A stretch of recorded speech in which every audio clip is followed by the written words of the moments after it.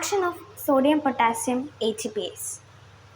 The segments in this video include introduction, structure, action, and importance of sodium potassium pump. Introduction. The sodium potassium ATPase is a transmembrane protein present in cell membrane of all higher eukaryotes. It is responsible for translocating sodium and potassium across the membrane utilizing ATP as the driving force. For every 3 ions of sodium extruded, 2 ions of potassium are drawn in. Structure of sodium potassium pump. Overall, the sodium potassium pump contains 2 subunits, alpha subunit and beta subunit. Alpha subunit has ATPase activity and beta subunit is a glycoprotein.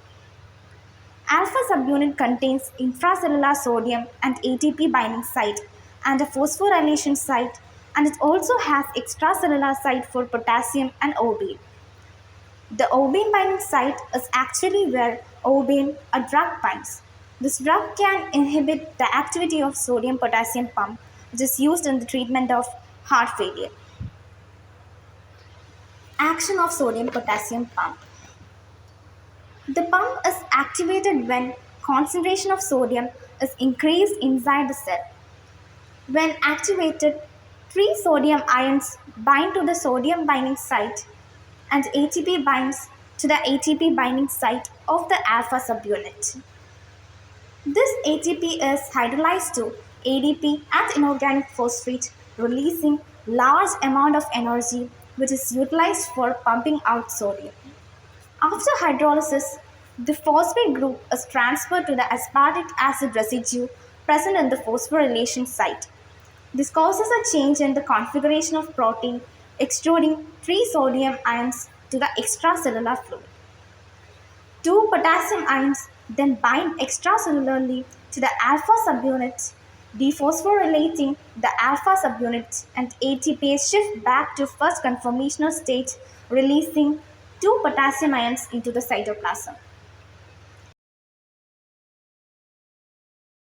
The importance of sodium potassium pump. Maintains resting membrane potential. The sodium potassium pump helps maintain the electrical charge difference across the cell membrane, which is crucial for nerve impulse transmission and muscle contraction. Regulates cell volume. By controlling the movement of sodium and potassium ions, the pump prevents excessive water entry or loss, protecting cells from swelling or shrinking. Supports active transport. The pump creates an electrochemical gradient that provides energy for the secondary active transport of essential molecules like glucose and amino acids into the cells. Maintains nerve and muscle function. Proper functioning of the pump ensures that neurons and muscle cells can generate action potentials which are necessary for communication and movement. Thank you.